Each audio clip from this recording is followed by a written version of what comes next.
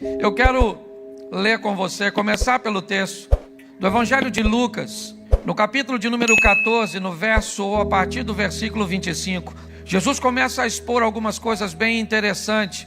Lucas 14, a partir do verso de número 25.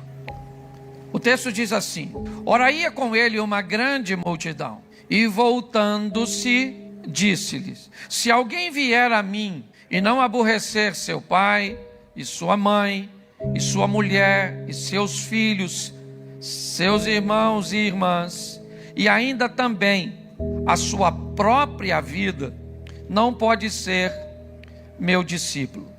Qualquer que não levar a sua cruz e não vier após mim, não pode ser meu discípulo. Pois qual de vós, querendo edificar uma torre, não se assenta primeiro a fazer as contas dos gastos, para ver se tem com o que acabar, para que não aconteça que depois de haver posto os alicerces, e não a podendo acabar, todos os que a virem começam a escarnecer dele, dizendo: Este homem começou a edificar, mas não pôde acabar. Ou qual é o rei que, indo à guerra pelejar contra outro rei, não se assenta primeiro a tomar conselho sobre se com 10.000 pode sair ao encontro do que vem contra ele com 20.000? De outra maneira, estando o outro ainda longe, ele manda embaixadores e pede condições de paz. Verso 33: Assim, pois, qualquer de vós que não renuncia a tudo quanto tem, não pode ser meu discípulo. Eu quero começar dando ênfase ao que Jesus está fazendo nesse ambiente. Note que Jesus está envolto numa multidão, e elas têm um intuito: segui-lo. Elas acham que desejam caminhar com ele, elas acham que são capazes de se tornarem seus discípulos, de tê-lo como exemplo e de viver um estilo de vida bem próximo do dele. Só que num determinado momento Jesus para e olha para a multidão, e me parece que o que ele quer é conscientizá-las do que elas estão querendo, é mostrar para ela que tem um custo, que tem um preço, o que elas desejam. Então o que me parece é que ele cria um processo seletivo.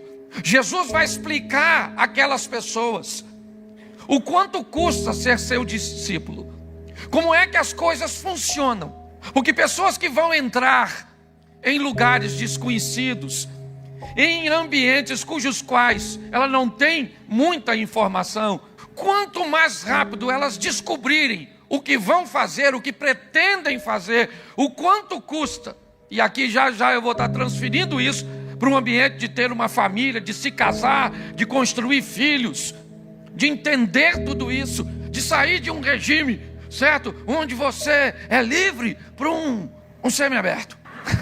É porque o casado é quase um semiaberto.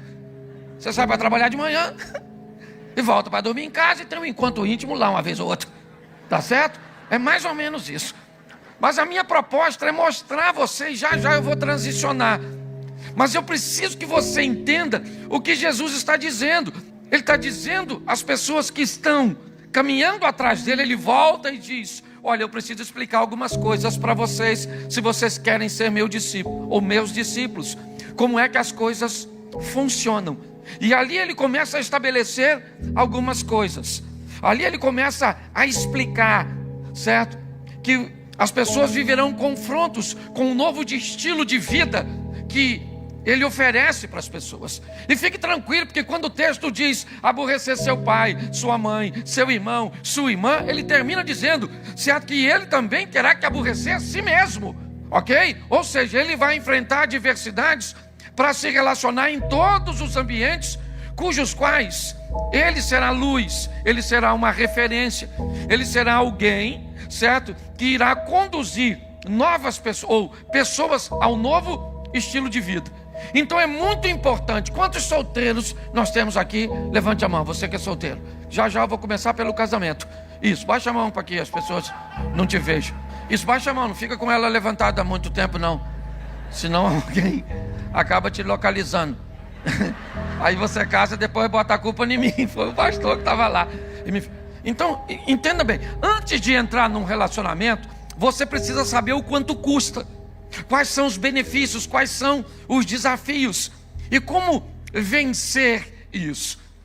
Então Jesus começa explicando, olha, que ele usa o texto dizendo, ó, se alguém quiser, né, me seguir, quiser ser meu discípulo, ele vai ter que fazer assim, assim, assim. Ele usa o exemplo de alguém que deseja construir uma torre e diz, primeiro o que essa pessoa faz, ela se assenta para ver se tem condições de levar isso até o fim, porque o que está em jogo nessa história da torre são duas coisas, planejamento e reputação. É disso que ele está dizendo. Pessoas devem se assentar primeiro para ver quanto custa construir a torre, porque senão ele começa a construir e não consegue terminar, e as pessoas dirão dele, você começou a construir e não conseguiu terminar. Jesus está se referindo a planejamento, está se referindo à reputação.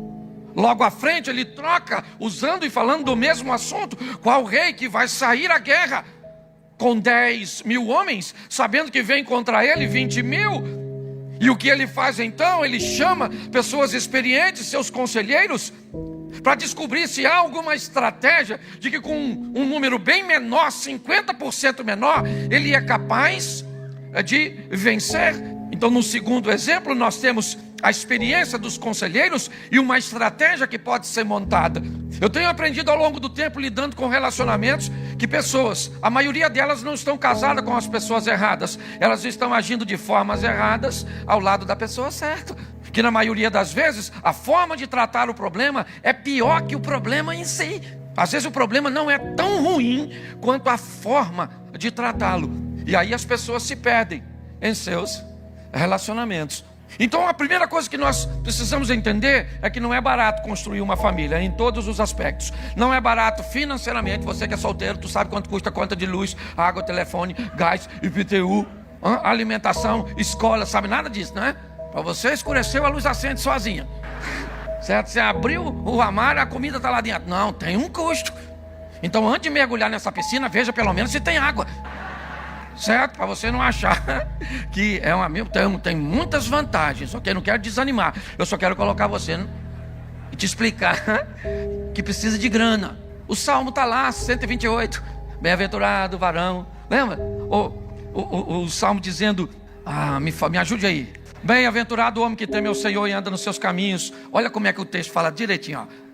Do trabalho de tuas mãos comerás, feliz serás de tu tirar bem. Nem casou, ele ganha dinheiro, é feliz, tudo solteiro. Agora que começa a falar da mulher, sua mulher, porque é assim que funciona, dinheiro vem primeiro, mulher depois, filho vem depois, teus filhos, lembra tudo direitinho? O que as pessoas fazem? Faz filho, não tem dinheiro, não tem mulher, e aí procura o pastor e diz, onde é que eu errei? A gente está tentando achar onde foi que você acertou, que para te dar zero, tá ruim, tá certo? Então, se tem uma coisa que a Bíblia quer, é que você seja bem sucedido, tenha sucesso. Então procure saber o quanto custa. Custa também emoções, custa um preço alto. Governar suas próprias emoções, entendeu? Domínio próprio. Senhor, eu vou contar uma história para vocês, como é que as coisas às vezes. Eu moro a 1 quilômetro da igreja. Esse dia minha esposa falou comigo, Cláudio, eu vou com você para a igreja. Falei, vamos embora, vamos num carro só. Fomos para a igreja. Estava acabando o culto, ela levantou, saiu. Eu pensei que fosse para o gabinete. Acabou o culto, eu fui para o hall. E alguém me perguntou, pastor, cadê a pastora? Eu falei, eu acho que está no gabinete. Um obreiro falou assim, não, ela foi embora. Eu falei, não foi? Não pode ter ido, ela veio comigo. Há um protocolo em quem sai junto. Se for embora, pelo menos avisa. Pois ela não avisou. Ali eu já fiquei chateado, fiquei aborrecido. Fiquei porque eu não sou de ferro, tá certo? Tinha nada a ver com dinheiro, era emoção. É disso que eu estou falando. Fui para casa uma férias, eu estava querendo briga. Eu sou franco com você, eu estava querendo. Falei, Senhor. Quando eu cheguei, que se eu subir a escada, ela estava deitadinha vendo televisão, estava com a mão assim, pastor. Era só matar. Ela já estava na posição do sepultamento, certo? Era só matar. Eu estava uma fera. Mas aí falar para os outros é fácil, difícil é botar em prática na sua vida, né? Aí eu respirei fundo, recolhi o restante dos cacos e falei, querida, a quem você avisou para me falar que você veio embora? Ela falou: ninguém, Cláudio. Quando ela falou ninguém, aí eu falei: Senhor, tem misericórdia. Senhor, por que me desamparaste? Aí eu fui andando assim em direção ao banheiro e conversando comigo mesmo, esperando aquele ápice passar. E eu não sei como é que eu reclamo de minha mulher com Deus, porque tem hora que eu não sei se ele é meu pai ou ele é meu sogro. Então eu tenho que ter muito cuidado, porque às vezes sempre manda eu ter calma com ela. Eu nunca tenho razão. Enquanto eu estou tomando banho, olha como é que as coisas... Por isso que eu falo, recurso emocional. Eu estou ali falando com Deus. Quando eu estou me enxugando, eu escutei uma voz oriunda da sala. E ela dizia assim: Cláudio, quer jantar? Eu não queria jantar. Eu estava sem fome.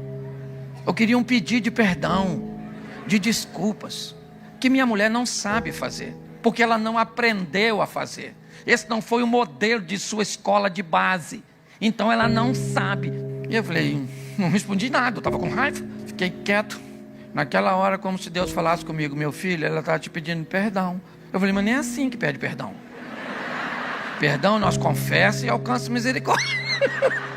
Então ela pede perdão e eu perdoo. Então por que ela não pede perdão? Porque se fosse eu pediria. Meu filho sabe. E aí nitidamente Deus falou comigo: meu filho, ela pede perdão assim. O modelo dela é, depois que faz a besteira, tenta te agradar ao máximo para consertar a besteira. Eu falei: mas isso não é pedir de perdão. E Deus falou comigo: é o modelo dela, ou é isso ou não é nada. Eu falei: então é isso. Entre nada e esse tipo de pedido, eu vou ficar com ele. Aí ela perguntou de novo: Cláudio, quer jantar? E eu falei: quero, querida. Passa um bife para mim, tá? Faz um arrozinho fresquinho, uma saladinha, frita uma batata. Também queria uma sobremesa e um suco, porque eu estou muito ofendido, você está entendendo? Então eu estou... Porque, presta atenção, você vai precisar saber ao longo da sua caminhada que para você viver em família custa emocionalmente. Você vai ter que aprender a lidar com as suas emoções para tolerar o comportamento dos seus pais, de seus avós, de seus filhos, de seu cônjuge, de seus parentes. É assim que funciona. Nós precisamos entender que existe um custo para isso. E se você não estiver disposto a pagar, você não vai conseguir viver com gente. É por isso, eu já falei isso aqui, porque tem gente que trocando o relacionamento de gente por bicho. Está criando bicho, botando o nome de gente em bicho. Renata! Ela fala o nome de uma pessoa dentro de casa, mas é uma gata. Você está rindo, mas é sério. A mulher esses dias chamou o que eu achei fosse uma menina, estava tomando um cafezinho na casa dela, lá em Xerém. Ela chamou, eu achei que era uma garota, tentou um frango. Eu nunca tinha visto frango, pastor, atendendo por nome de gente. De onde eu venho, frango é... Ela chamou o nome, não lembro agora. Entrou uma franguinha do pescocinho pelado, mas uma coisa linda. Quando a franga entrou, eu já vi o quiabo. E ela falou comigo: pastor, olha como é linda, é minha filha. Eu pensei, essa dona bota ovo. Você está entendendo? E eu presto atenção, eu não estou falando mal do seu pet. Um bichinho é uma excelente companhia, sim ou não? Então tenha seu bicho, e se resolver ter, cuide dele da melhor maneira possível. Agora saiba de uma coisa: bicho não substitui gente. Você está entendendo? Tenha seu bichinho, ele é boa companhia. Agora tu tem que ter gente perto de você. E para ter gente, custa. É emoções, meu filho. E também você precisa entender que há um preço espiritual. Porque tem umas pessoas que eu vou falar a você, eles parecem que vieram do inferno para a sua vida. Ainda vem quentinho. E aí, querido, eu aprendi uma coisa lidando com família. Tem coisa que você resolve na mesa, com planejamento. Tem coisa que você resolve no sofá, com intimidade. E tem coisa que você resolve no altar, com oração. Você está entendendo? Existe um preço a ser pago no altar, no joelho, nas orações. Porque para você ter família, certo? Você lida com gente. E gente é corpo, alma e espírito. Então tem coisa que você resolve planejando. Tem coisa que você resolve, certo? Em ambiente emocional. Coloquei o sofá aqui para descrever isso. Ah, pastor, na cama nós não resolve coisa. Cama não é lugar de resolver problema. Cama é lugar de celebração. Resolve na mesa, cama. Resolve no sofá, cama. Resolve no altar, cama. Cama é para celebrar, não é para resolver problema não. Quem tenta resolver lá acaba arrumando é outro tipo de problema. Tá certo? Então, quanto mais rápido nós descobrimos quanto custa, e me parece que é isso que Jesus está tentando mostrar, certo? Que há um custo e que ele precisa ser elaborado antes. Então, deixa eu começar falando aqui para os solteiros, depois eu mudo para os casados. Eu gosto de fazer um caminho que fica mais fácil das pessoas entenderem, tá certo? Solteiro, você quer casar? Bom negócio, case-se, ok? Eu sei que é meio complicado, às vezes a gente até como pastor, ou por exemplo, o solteiro pode fazer sexo, sim ou não? Mas quer? Mas pode? Mas quer? Mas pode? Mas quer? Oh. Casado pode fazer sexo? Mas quer? Quem quer não pode, quem pode não. E os pastores ficam aqui, não é verdade? Falando pro solteiro, não pega, e falando pro casado, pega, maluco, pega. A gente fica nessa. Então é o grande, se você quer casar, querido, saiba de uma coisa, é algo extraordinário. No casamento sai a formação do novo núcleo familiar, tá certo? Pastor, como é que eu escolho a pessoa para casar? Vou te dar algumas dicas e não tem como te dar todas as informações, até porque eu não tenho, certo? Bom, uma coisa importantíssima, certo? Que você precisa, né? Encontrar na pessoa que você quer casar é admiração, ok? Admirar, isso é muito importante, certo? Também é uma forma de achar um bom amigo. Todas as vezes que você admira e respeita uma pessoa, isso são qualidades importantíssimas num relacionamento de amizade.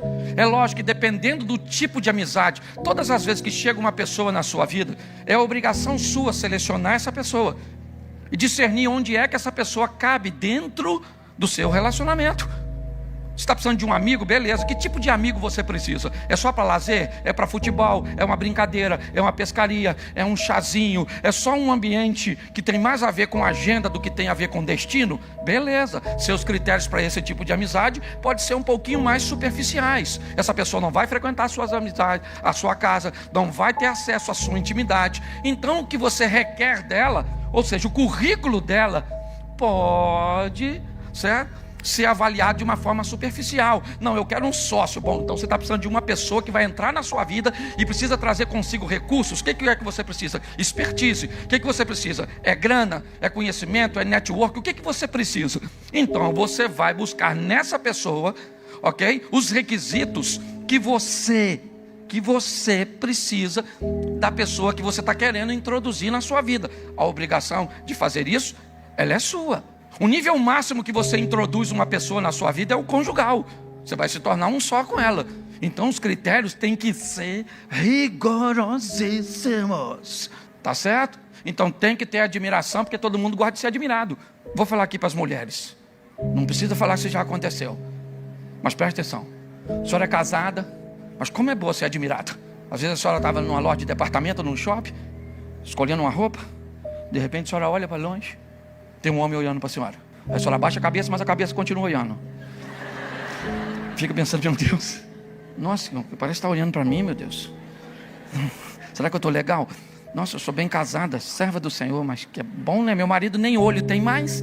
Não, na verdade, ele nem me enxerga. E às vezes você levanta os olhos de novo, ele está olhando aí, você fala, meu Deus do céu, está olhando. Quando você olha pela terceira vez, sumiu, louvado seja Deus, glória a Deus. Mas foi tão bom, que a admiração é algo importantíssimo, certo? Respeito. Agora, se você quer casar, além de admiração e respeito, tem que ter desejo. Um negócio que os hormônios botam nas suas correntes sanguíneas. Nunca case com quem você não tem desejo, solteiro. Ah, pastor, não posso casar por desejo vir depois. Desejo depois não vem, ele costuma ir. Você tem que ficar gritando com ele, volta aqui, não me deixa sozinho nessa furada. Então, quando você tem admiração, desejo e respeito, o ambiente está pronto para quem chegar.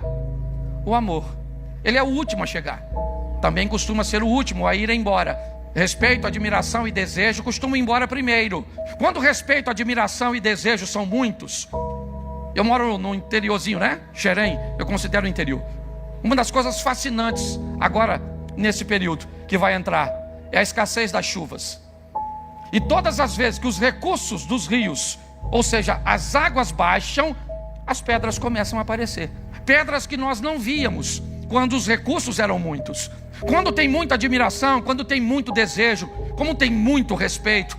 A mãe dela é um anjo. O cunhado não tem tanto defeito. Quando os recursos são muitos, certo? Parece que os defeitos ou que as deficiências, elas não existem. Mas o tempo da seca, o tempo que os recursos vão baixar, ele vai chegar, quer hoje, quer amanhã. E quando eles chegarem, coisas que sempre estiveram ali e você nunca notou, elas vão aparecer. E aí a pauta divórcio pode saltar num diálogo dentro da sua casa. Então é importante nós entendermos isso. Se vamos escolher alguém para se casar, é importante entendermos que a vida une pessoas diferentes. A vida é esquisita nesse aspecto. Já ouviu dizer que os opostos se atraem? É assim que funciona. Eu já falei disso aqui. Estou só repetindo. Você vê, por exemplo, uma mulher proativa que se apaixona por um homem lerdo. Tem algo de errado nisso? Não, é a vida dizendo para os dois. Um tem algo que o outro precisa. E o outro tem algo que o um precisa. Então a mulher diz assim, vambora, vambora, vambora, vambora. E o marido diz, calma, o mundo não vai acabar hoje. Você pensa, cara, acabou semana passada, seu lerdo. O que a vida está dizendo para o proativo, para aquele que é, calma, devagar, diminui a velocidade. Tá certo? Isso vai dar uma alteração de pressão, um problema cardiovascular, certo? Uma gastrite, uma úlcera. Aprende com o lerdo. E o que a vida está falando para o lerdo? Acelera a sua lesma. Senão você não chega a lugar nenhum. É assim que funciona. A vida Todas as pessoas que chegam para nós, elas chegam buscando algo que lhe falta e trazendo algo que nós carecemos. Sabe? É o analítico se apaixonando pelo extrovertido. Analítico é aquela pessoa que gosta de tudo. Tudo anota, tudo. Você vai viajar com o analítico, é uma tribulação para o extrovertido. Eu sou extrovertido, eu sei. O analítico, ele anota tudo. Nós vamos sair às 7h15 da manhã. Ele faz roteiro de viagem. Aí nós vamos andar 1h e 45 minutos, onde vamos parar na primeira parada, onde a especialidade é um pão com linguiça, que custa R$12,90. Já consumimos 17%. Assim que chegarmos no local, vamos levar 10 minutos para tirar as malas. E aí vamos para o almoço. Eu quero saber se eu estou indo viajar ou se eu estou indo para prisão. É para Bangu que eu vou? Porque você vai viajar com o extrovertido. Se deixar o extrovertido estabelecer, nós vamos que hora? Na parte da manhã. Você consegue entender? Então não tem nada de errado. Você pega a mala de um analítico e volta para casa depois de 15 dias. A roupa suja, volta dobrada, arrumadinha. Abra a mala do extrovertido. A escova de dente está enrolada na cueca. E não tem nada de defeito. Eu só acho que as pessoas deveriam saber o quanto custa antes de entrar. Então, se as pessoas entendem hoje, eu brinco com fazer café. Vamos fazer um café? Uma brincadeirinha que eu faço. Vamos lá. A gente bota água para ferver, sim ou não? Bota o pó na água, sim ou não? Já teríamos uma briga. Vamos voltar para o café. Bota água para ferver, sim ou não? Bota o açúcar na água. Já vi que não vai dar para fazer café com vocês. Certo? Bom, deixa o café comigo. Botei a água para ferver, botei o pó na água. Passei a água com o pó no coador e adocei. Eu fiz o quê? Botei o açúcar na água, botei o pó no coador, peguei a água com açúcar e fervi. E depois joguei ela no coador. E o que eu fiz? Eu fiz a mesma coisa de maneira... Então, esse é o grande problema. Às vezes você aprende a fazer algo na sua escolinha, lá na sua família. E quando você chega depois de casado, na hora de se relacionar, o outro faz diferente. Então por isso eu aprendi a nunca mais tratar casais dizendo que eles têm defeito. Eles têm áreas de desenvolvimento. Olha como é que fica suave. Certo? A partir de hoje seu marido não tem mais defeito, sua mãe não tem mais defeito. Eles têm áreas de desenvolvimento. Às vezes eu vou conversar com minha mulher e falar, querida, eu queria ir para aquela área de desenvolvimento sua, que está meio atrasada. A gente precisa acelerar o processo. Então, se as pessoas entenderem isso, que a família traz consigo, né, sua cultura. Eu vou tentar explicar o que aconteceu de uma forma mais suave que o cara me falou. Um cara me procurou e me disse, pastor, eu vou largar minha esposa. Eu disse, por quê? Ele disse, porque ela me xingou. usou uma palavra, certo? E eu achei que a palavra não era boa, mas também não achei que era motivo de divórcio, não. Mas ele ficou chateado. E aí eu tentei entender o que era a palavra para ele. Rapaz, ele falou: pastor, na minha casa, meu pai nunca falou assim com minha mulher, com minha mãe, nunca gritou, nunca se falou um palavrão, nunca falou nada, pastor.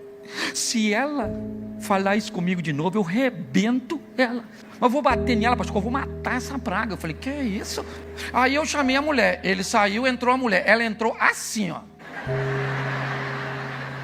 Escutou aí, pastor? Falou que vai me largar só porque eu mandei ele fazer isso. Falei: maluco, ela vai mandar de novo. Aí fui tentar entender o que era aquela palavra para ela. Tudo que acontecia errado, aquela palavra entrava em cena. Entendeu? É um sinônimo de fezes. Eu não vou falar, você aplica. Tá certo? E aí, depois entrou ele. Ele me olhou e falou: ei, pastor, o que o senhor acha? Eu falei: posso falar ser franco para você? Ele falou: pode. Divorcia dela. Ele falou: o quê? Eu falei: divorcia? Você queria divorciar? Foi só eu ir a seu favor, que você não quer mais? Sai daqui e divorcia dela. Ela falou: pastor, o senhor é louco? Eu falei: não, vocês é que são loucos. Porque vocês não são capazes de entender que uma palavra que para ele é altamente ofensiva, para ela não tem valor nenhum.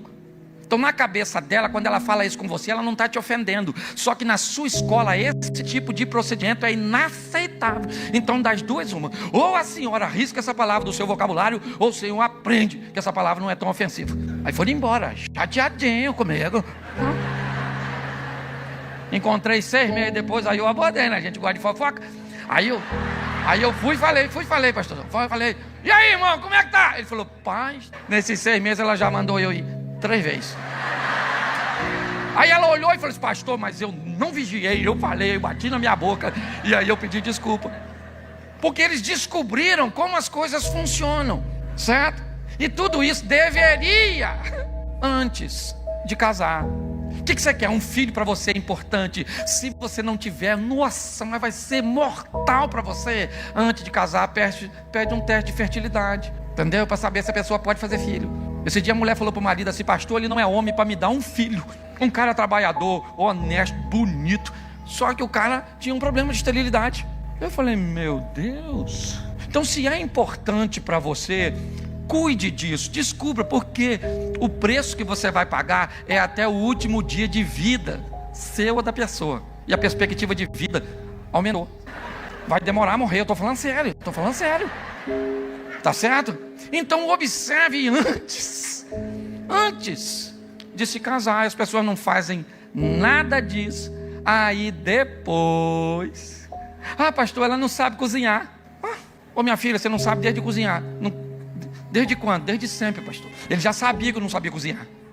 Aí eu falo: por que você casou com ela? Ah, porque eu pensei que depois ela ia fazer. Eu falei: ué, então vai embora. Continua pensando, uma hora, quem sabe, ela faz. Bom, a mulher do século XXI tem que saber cozinhar, sim ou não? Claro que não. Homem do século XXI não come. Um astronauta pega uma barrinha. Eu não estou sendo machista, só quero que você entenda que se o cara vai casar com uma mulher, ele pode casar com uma mulher que não sabe cozinhar, sim ou não? Claro que pode, ele só tem que ter dinheiro para pagar uma que cozinha. Porque comer vai ter que comer. Você está entendendo?